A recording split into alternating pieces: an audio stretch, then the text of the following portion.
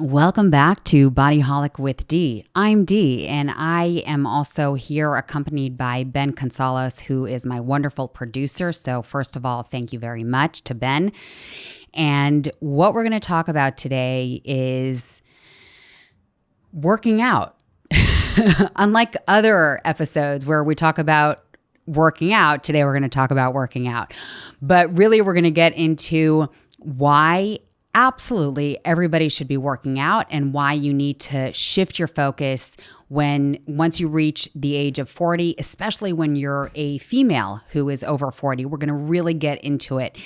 And before that, I also want to say that if this topic, I'm saying it in advance, if this topic is something that resonates with you and you know someone who actually needs to hear this, who needs to hear why he or she has to work out and all the benefits and why it's actually an extreme disservice to not work out, then please won't you share this episode with your loved one who you care about?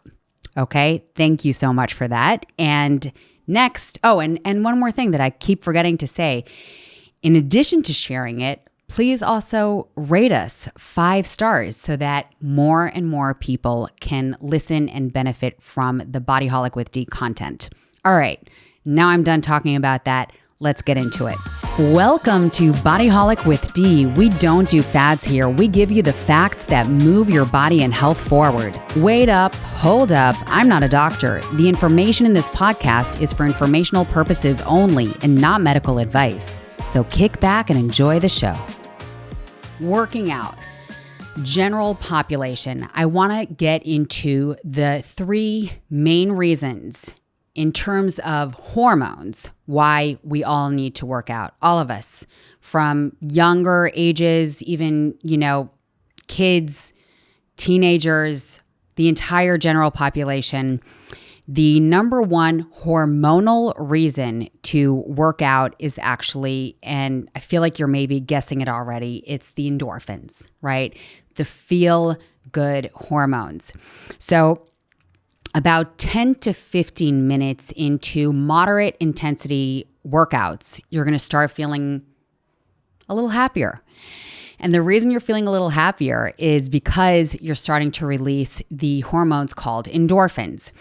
And the thing about it is that as long as you're moving after that 10 to 15 minute mark, you keep releasing those endorphins. So it doesn't peak and then drop, but rather you just keep releasing those happy hormones. So in terms of your mental well-being, you've got it going. In terms of warming up and getting started and then being able to push a little bit harder in the workout, you've got the endorphins on your side. And the other thing is that it also decreases pain threshold. Or increases the threshold. So what does that mean for you? That means that in general, it goes hand in hand with just feeling good, but also in terms of your warm up for your workout, you're going to be able to push harder, right? Because you have a little bit less of that painful feeling, the soreness in the muscle. And also just in general, if you're not feeling so well, and I'm going to just say this for my ladies out there who are dealing with period cramps, I can't tell you how many times a beautiful client of mine has canceled. I'm saying client, but I mean many clients of mine have canceled their workouts because they weren't feeling well because of their period. And I'm going to tell you this. The endorphins that are released are amazing natural painkillers. So there you have it. There's a reason to work out actually when you're feeling that kind of discomfort, that kind of pain. The second hormone that is released while working out is the insulin. So insulin sensitivity is increased with both cardio and strength training. And this is the hormone that controls blood sugar.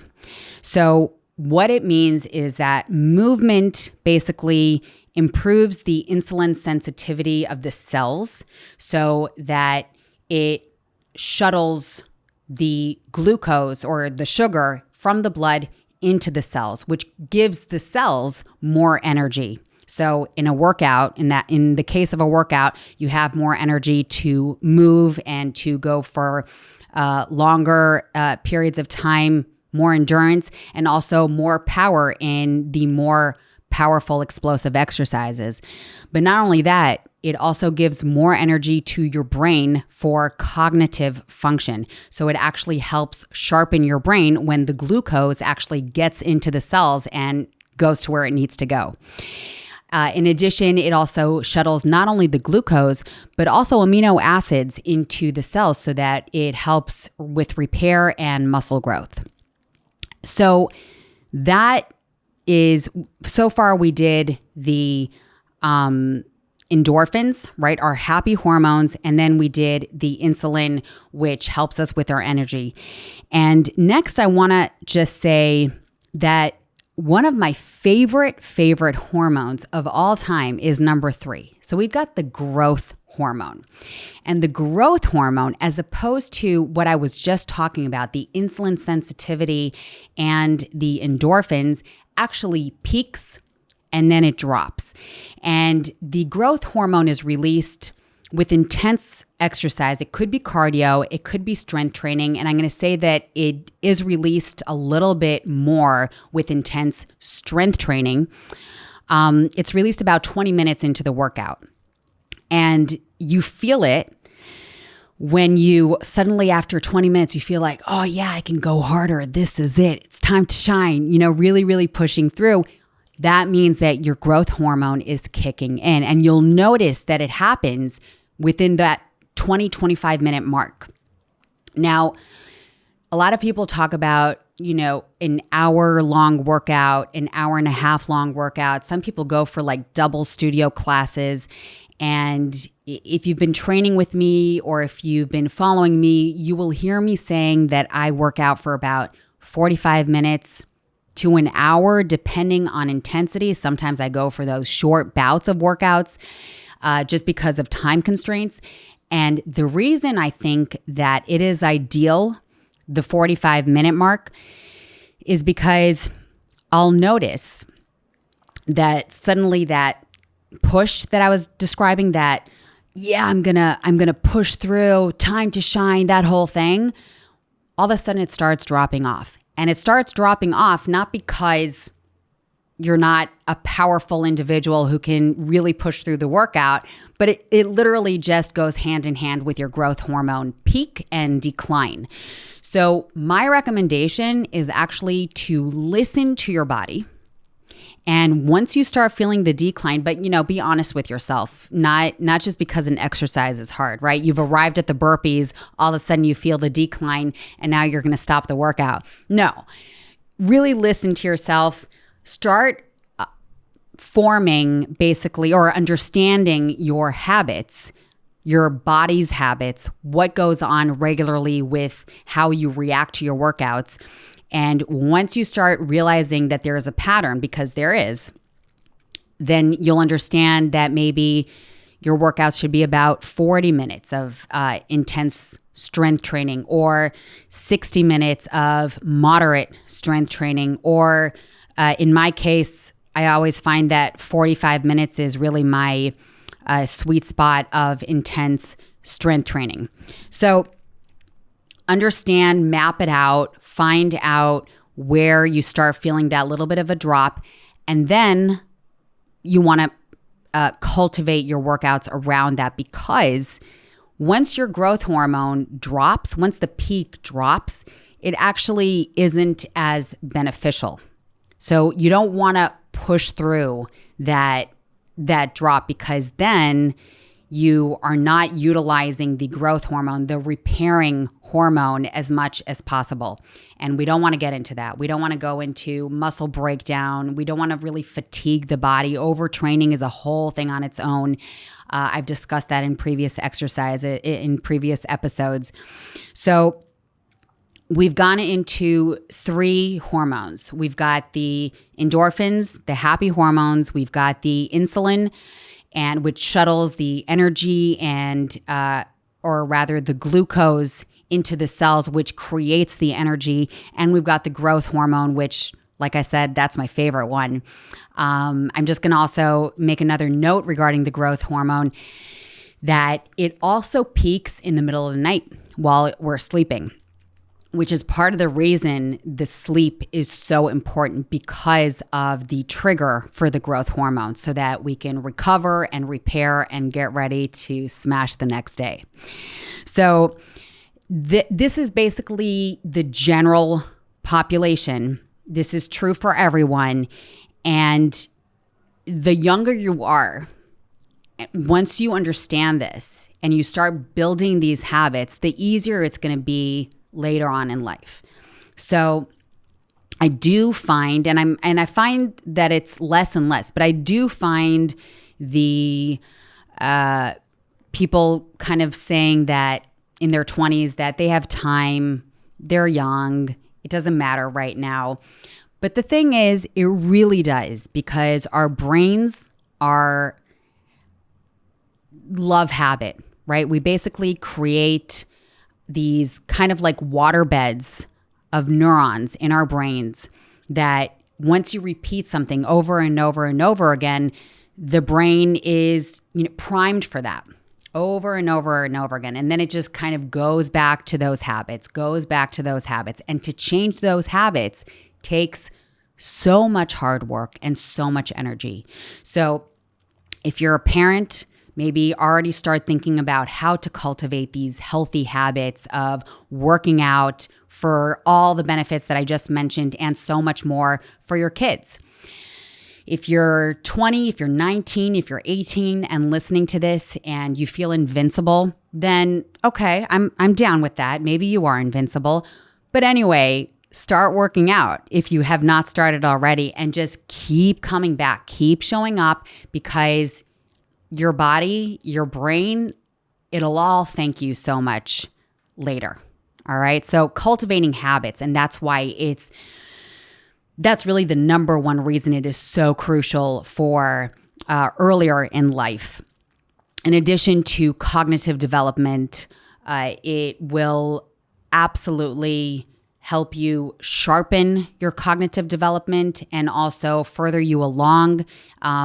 If you are in your teens, early 20s, you are still developing, and working out is going to help you through that and support the process. In addition, establishing strong bones, your bone density is going to decline at one point. Once you hit 40, your muscle mass and your bone density will decline, because that's just the way it is. But what if you go into that decline phase in life with a whole lot to work with? So what if you start working out early in life and pushing through and really getting the cardio and strength training down on a regular basis, and you go into that 40 plus moment in your life where the osteopenia kind of starts kicking in, where you start dropping in bone density, and the sarcopenia, where you start dropping in muscle mass? What if you already have such a great bone mass to work with, such a great muscle mass to work with? Then you are already pushing off the decline, right? And maybe you just continuously work out and eat so well that the decline is barely even noticeable. All right.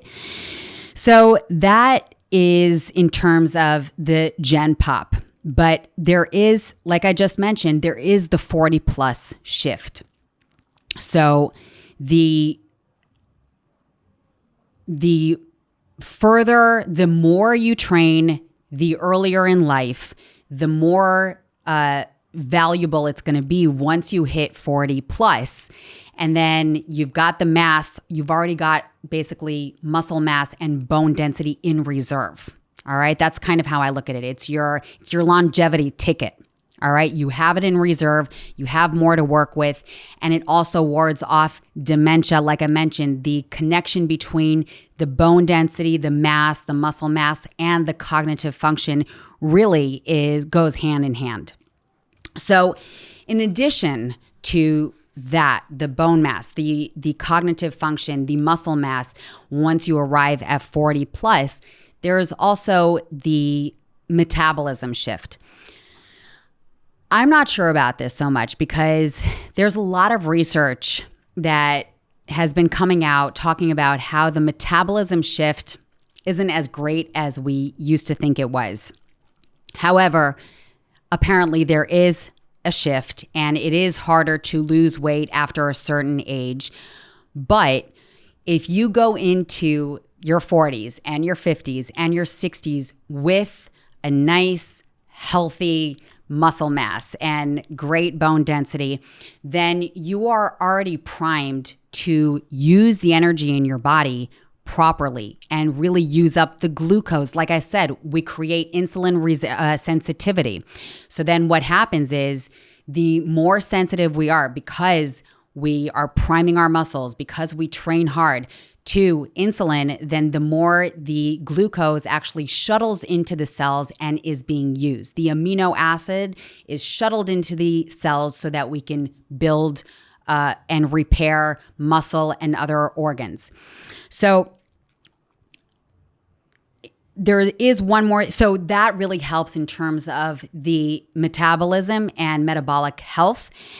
And I guess the message that I want you to kind of take home, right? The takeaway message is that working out throughout your life, above 40, 50s, 60s, is actually about aging powerfully. Okay. So also it will help your sleep. We've talked about it in the last episode. It will help your sleep, which will then in turn also help your recovery. It will give you more energy. The more we move, the more energy we basically create. So even if you feel like, that thought of, I'm just too old for this, or I just don't have any energy today. I'm just going to listen to that. And I just don't have any energy. So I'm going to stay home on the couch and binge watch Netflix. We want to fight through that because in those first 10 to 15 minutes, you're already going to start feeling happier. Then you're going to start feeling like you've got more energy because you're releasing all these hormones.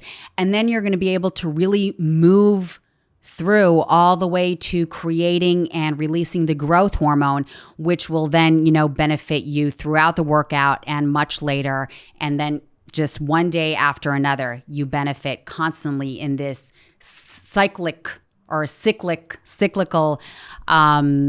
manner in terms of the way the hormones work. The hormone release, energy. Again, hormone release, energy. And so even when you're feeling like, I just don't think I can do it today, or my period cramps, or my headache, or this or that. There's a million reasons, right? None of them are really good enough unless you're actually injured or you have a virus or, you've got to find a really good reason to not work out. All right. So that's it for today. This is why absolutely everybody should be working out, especially once you've hit 40 plus, especially women who have the tendency to basically lose muscle mass and bone mass more than men, especially over 40. Then this is it. It's not you have to lose the frame of mind of I'm just too old for this. It's the exact opposite. All right. So keep pushing through, and I know you've got this, and keep showing up. Thank you.